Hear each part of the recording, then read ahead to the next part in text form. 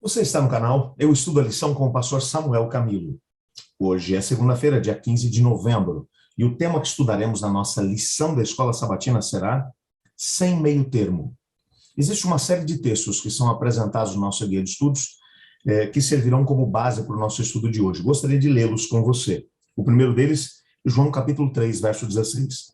Porque Deus amou o mundo de tal maneira que deu o seu único filho, para que todo aquele que nele crê não pereça, mas tenha a vida eterna.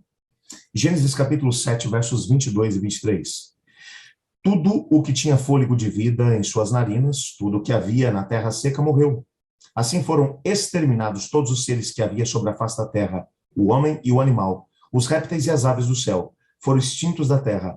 Ficou somente Noé e os que com ele estavam na arca. Um outro texto que vai aparecer aqui, Romanos capítulo 6, versículo 23. Porque o salário do pecado é a morte, mas o dom gratuito de Deus é a vida eterna em Cristo Jesus, o nosso Senhor. Outro texto que vai aqui aparecer, João capítulo 5, verso 12.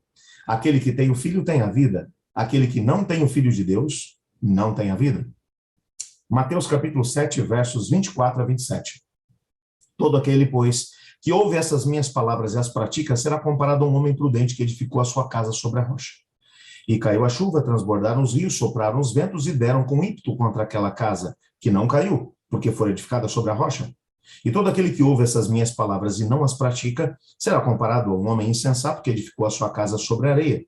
E caiu a chuva, transbordaram os rios, sopraram os ventos e deram com ímpeto contra aquela casa. E ela desabou, sendo grande a sua ruína. Ainda mais um texto que eu gostaria de ler junto com vocês, que vai se encontrar, em Deuteronômio capítulo 30, verso 15. Vê que hoje proponho vida e bem, morte e mal. Se guardares os mandamentos que te ordeno, que ames ao Senhor teu Deus, andes nos seus caminhos e guardes seus mandamentos, os seus estatutos e os seus juízos, então viverás e te multiplicarás. E o Senhor teu Deus te abençoará na terra a qual passas a possuí-la. Porém, se o teu coração se desviar e não quiser dar ouvidos e for seduzido e te inclinares a outros deuses e os servires, então hoje te declaro que certamente perecerás. Não permanecerás longo tempo na terra a qual vais passando o Jordão a possuir.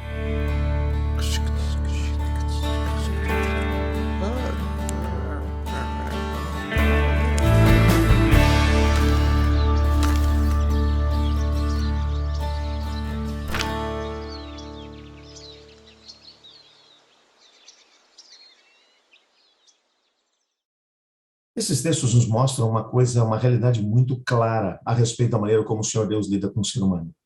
Não existe meio termo entre vida e maldição, entre vida ou morte, bênção ou maldição.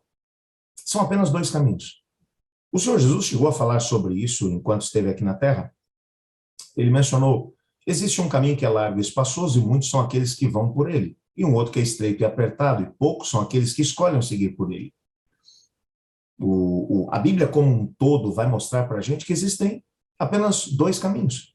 Para que a humanidade pudesse ter de novo acesso à oportunidade de viver para sempre, o Senhor Deus teve que assumir a culpa pela condição do pecador e fazer com que a morte cobrasse o seu alto preço. Um dos textos que lemos é de que o salário do pecado é a morte.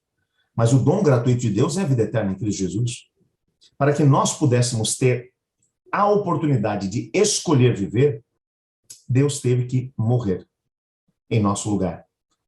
E o mais interessante é que talvez alguns de nós, se tivéssemos que pagar um preço tão alto como Deus pagou, nós faríamos com que as pessoas fizessem valer o nosso sacrifício. Talvez diríamos alguma coisa como: eu dei a vocês a oportunidade de escolher e vocês escolheram mal como humanidade. Então, a partir de agora, já que eu tive que pagar um preço tão alto, vocês vão ter que me escolher. Mas o Senhor Deus, depois de ter pago o preço exigido pelo pecado, morte eterna, ele ainda assim olha para o ser humano e diz: você é livre. Livre para escolher. Livre para saber se quer viver ou se quer morrer.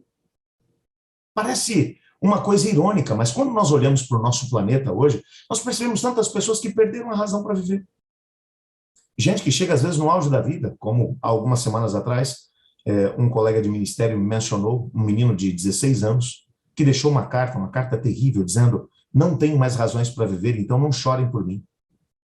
E depois de ter escrito uma carta mostrando todas as razões pelas quais ele não queria mais viver, pôs um ponto final na própria existência.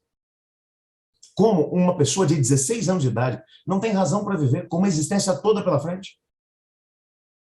O fato é que a Bíblia vai mostrar para a gente que Deus é a razão pela qual nós devemos viver.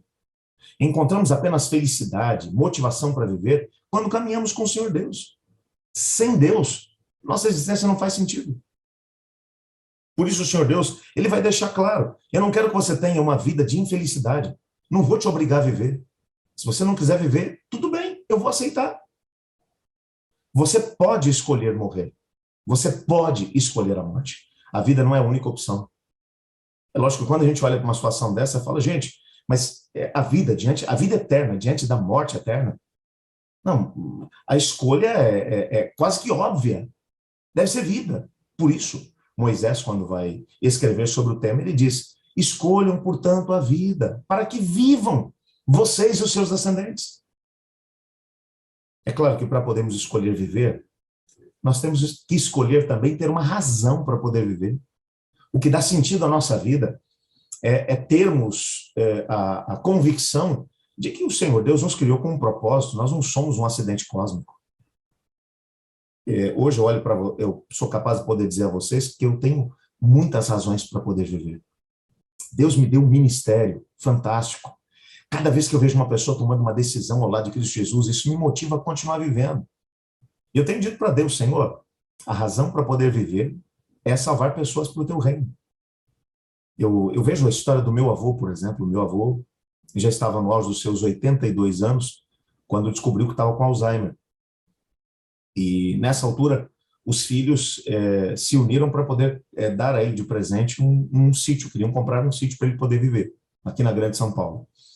Ele, nessa altura, já tinha gasto tudo que tinha plantando igrejas. Ele plantou 13 igrejas, 13 congregações durante a sua vida. E agora, velho, com 82 anos, já diagnosticado com Alzheimer, os filhos queriam dar a ele uma alegria, uma casa para ele poder viver. Ele então olhou para os filhos e disse: vocês estão com esse dinheiro em mãos? Sim, estamos. Quanto vocês têm aí? E falaram para ele quanto é que tinha. Ele disse: então eu quero que vocês me deem esse dinheiro, porque com esse dinheiro eu vou plantar mais uma igreja. Porque casa eu já tenho no céu. Minha razão de viver sempre foi plantar igrejas. E ainda com Alzheimer. De vez em quando ainda tinha uns brancos, umas coisas, uns esquecimentos, mas ainda assim, ele plantou mais uma igreja. O legado que ele deixou foi esse. A razão que ele tinha para viver era essa. Essa foi a história do meu pai. Quando ele descobriu que estava com Alzheimer, ele foi até Curitiba, onde eu estava trabalhando, e me contou. Me disse: filho, descobri que estou com Alzheimer. Sei que daqui a pouco vou estar esquecendo um monte de coisa.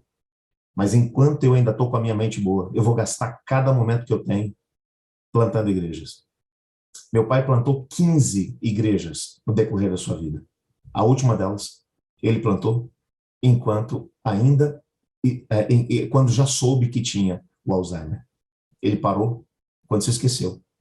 Se esqueceu das coisas. Mas ainda assim ele tinha uma paixão no coração. Ele nunca se esqueceu da breve volta de Jesus, por exemplo. O que faz uma pessoa ter vontade de viver? Trabalhar para Cristo. Me lembro de uma das ocasiões em que eu me encontrei com meu pai, já na fase final. De vez em quando ele tinha uns momentos em que se lembrava de algumas coisas, e eu me lembro dele dizer: minha vida perdeu sentido quando eu parei de poder trabalhar para Deus. Eu não pretendia me aposentar, pretendia trabalhar para Cristo a vida toda. Ele acabou desistindo de viver, se entregou ao Alzheimer na última fase, porque ele sentiu que já não podia mais trabalhar para Deus. Sabe, quando eu olho para isso tudo, eu percebo a motivação que eu tenho para viver é a mesma que meu pai e meu avô tinham. É trabalhar para poder ver pessoas se entregando para Cristo Jesus.